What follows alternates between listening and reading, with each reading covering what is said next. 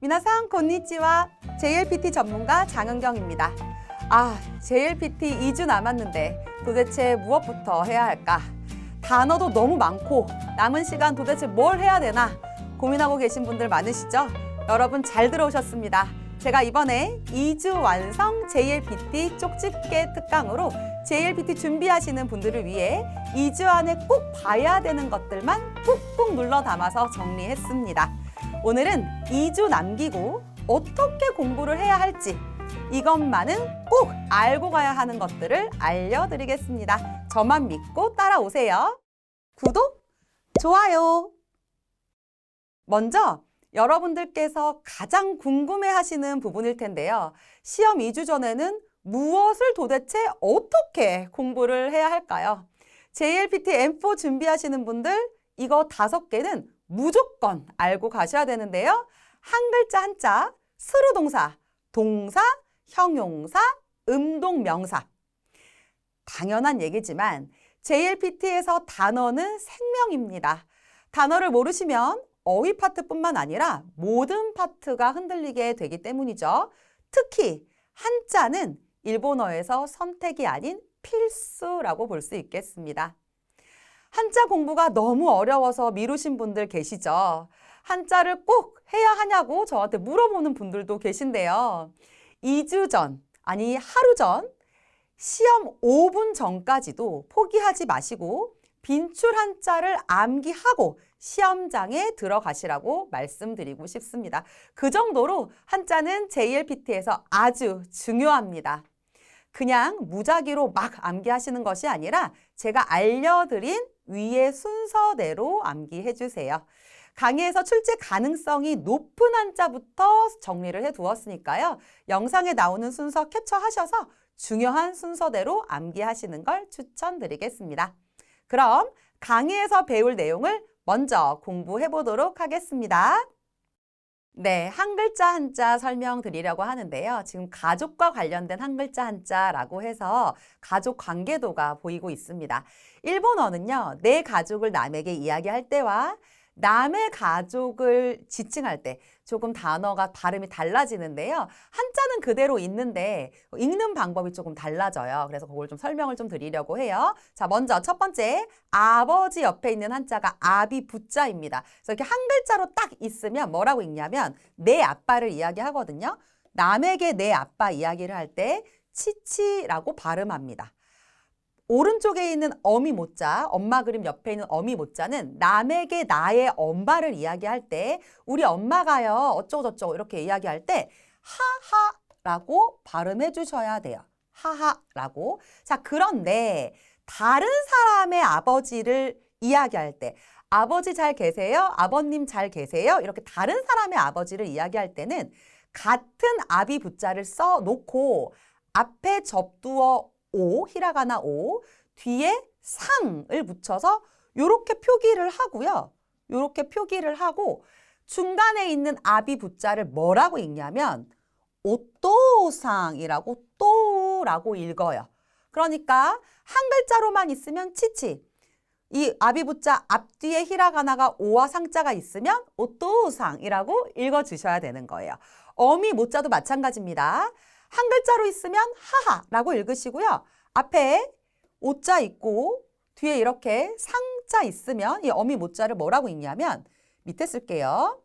카라고 읽습니다. 그래서 오까상이라고 발음해 주셔야 돼요. 남의 부모님을 이야기할 때는 오또우상, 오까상이라고 읽는다는 거, 한자 앞뒤에 각각 오와 상을 붙인다는 거 좀 기억을 해 주실게요. 자, 밑으로 내려옵니다. 첫 번째 한자 형자 되겠습니다. 형자 되겠습니다. 그럼 나를 중심으로 여러분 지금 가운데 있는 머리 닦고 있는 여학생이 나예요. 자, 나를 중심으로 왼쪽은 나보다 나이가 많은 사람, 오른쪽은 나보다 나이가 어린 사람, 동생들이 되겠는데요. 왼쪽에 맨 앞에 있는 형자 한 글자만 있으면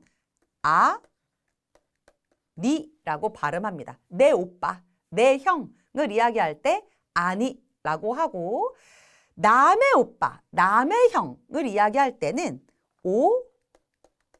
오니상이라고 합니다. 오니상. 오빠, 남의 오빠는 오니상. 자, 두 번째. 자자예요. 손 윗누이 자라고 해서 언니, 누나를 이야기할 때 우리 요 한자를 쓰는데요. 한 글자로 있으면 네라고 발음합니다. 네. 언니 또는 누나라는 뜻이 되겠고, 자, 남의 언니, 남의 누나를 이야기할 때는 오네상이라고 발음합니다. 오네상, 오네상. 자, 가운데 있는 나는 와따시인 거 알고 계시죠? 네, 나를 와따시라고 하고요. 정중하게 이야기하고 싶을 때는 와타쿠시라고 하기도 합니다.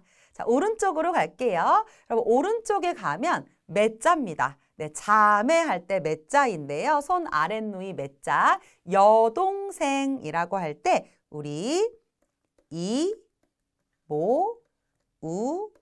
이모우또라고 쓰고 이모또라고 발음해 주시면 돼요. 나의 여동생을 이야기할 때 이모또라고 합니다. 남의 여동생은 뒤에 상자만 붙이시면 돼요. 읽는 방법 동일해요. 대신 뒤에 상자를 붙여서 이모또 상자만 붙이시면 돼요. 앞에 오자는 붙이지 않습니다. 동생들은. 자, 남동생 갑니다. 네, 아우제자인데요. 남동생은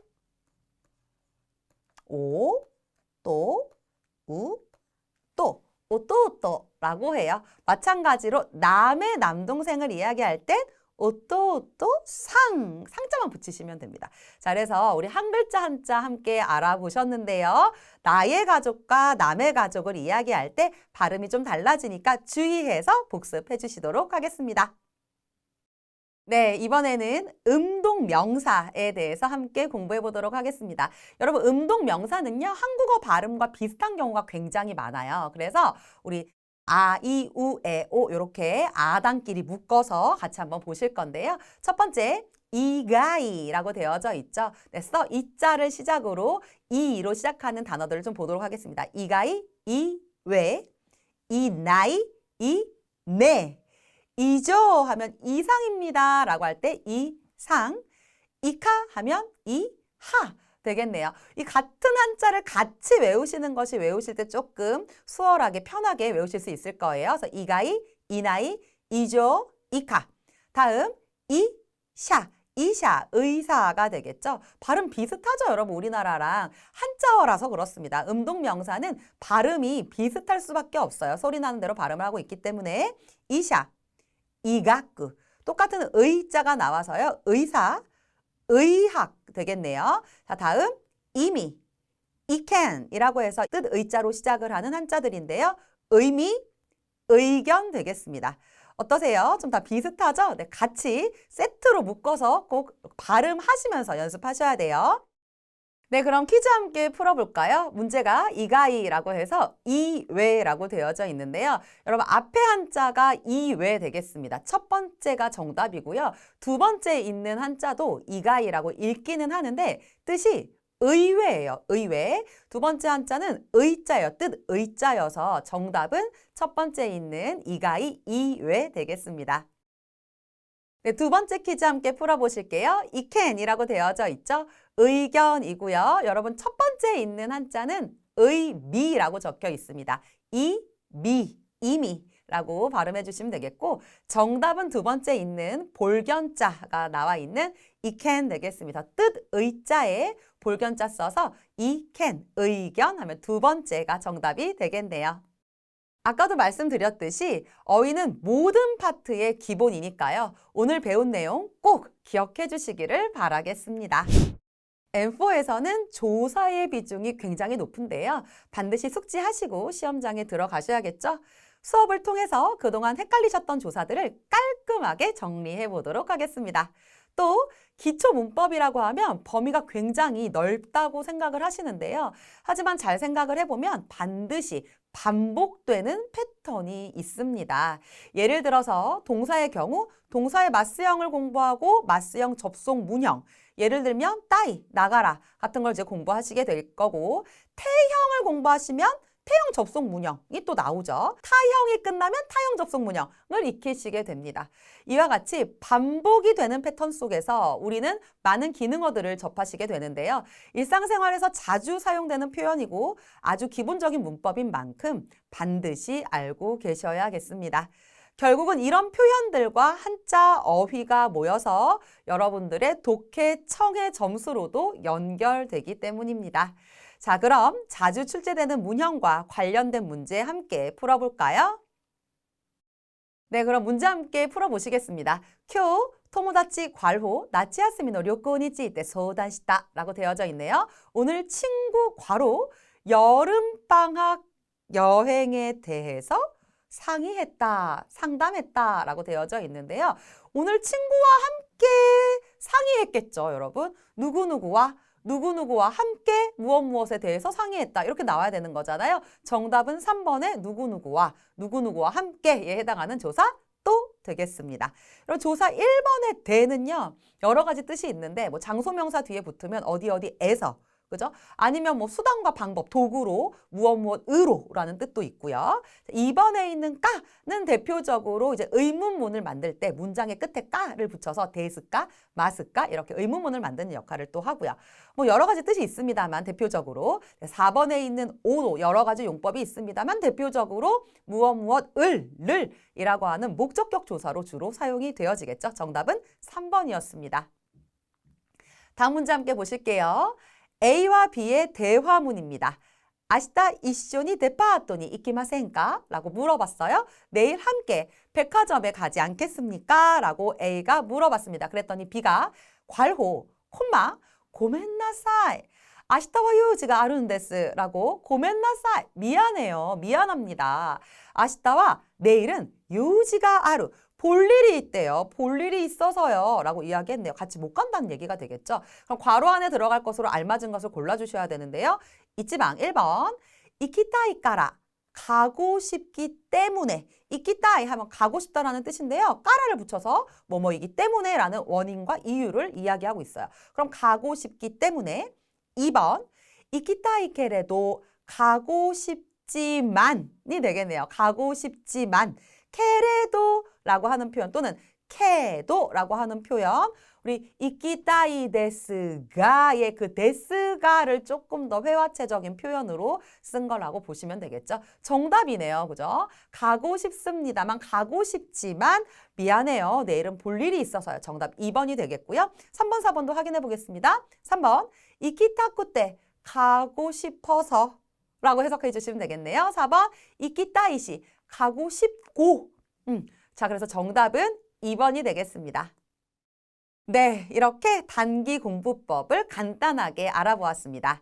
시험이 2주가 남은 지금 이렇게 학습 전략과 필수적인 내용을 잘 정리해서 준비하고 싶으신 분들이 많으시죠? 2주 완성 JLPT 쪽집게 특강에서 완벽하게 정리했습니다. 2주 만에 언어 지식 파트의 출제 경향과 학습 포인트를 파악하고 싶은 학습자분들은 이 강의를 들으시면 되겠습니다. 단기간 학습 플랜으로 조금 스피드 있는 강의가 될 것 같고요.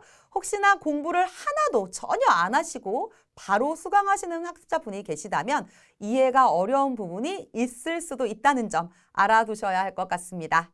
간단하게 강의에서 어떤 걸 배울지 살펴볼까요? 2주 완성 JLPT 쪽집게 특강에서는 문자, 어휘, 문법 파트를 정리할 예정인데요. 문자, 어휘와 문법 파트는 JLPT의 파트 중에서 가장 단기간에 점수를 높이기 쉬운 파트입니다. 시험이 2주 남은 만큼 빠르게 점수를 올릴 수 있는 파트에 집중해서 고득점을 취할 수 있도록 준비했습니다. 따라서 이번 강좌에서는 청해와 독해는 따로 다루고 있지 않으니까요. 이 점 확인하시고 강의에 들어와 주시면 되겠습니다. 본 강의는 총 14차시, 문자 어휘 7차시, 문법 7차시로 딱 2주 동안 하루에 하나씩 들으시면서 정리할 수 있게 구성을 했습니다. 여유가 있는 학습자분들께서는 문자 어휘 파트 하나, 문법 파트 하나, 하루에 2차시를 수강하시고 여러 번 반복해서 들으시는 것도 제가 추천드리겠습니다.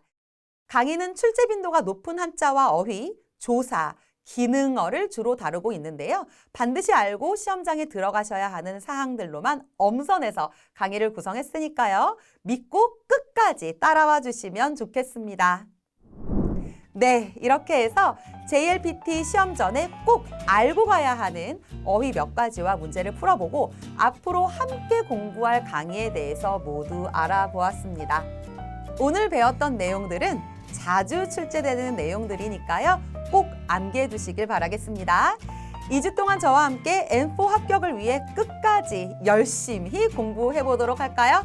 자, 그럼 강의 시간에 뵐게요. 오츠카레 사마 데시다. 네, 여러분 안녕하세요. JLPT 시험 직전 어떻게 준비해야 할지, 어떤 식으로 공부해야 할지 고민되시는 분들을 위해서 2주 동안의 공부 전략을 담은 2주 완성 JLPT 쪽집게 특강 N4로 함께 공부하게 되었습니다. 오늘 영상에서 알려드린 것 이외에도 M4 합격을 위해서 자주 출제되고 반드시 알아야 하는 내용들을 잘 정리해 두었으니까요. 저와 함께 열심히 공부해 보도록 해요. 그럼 강의 시간에 만나요.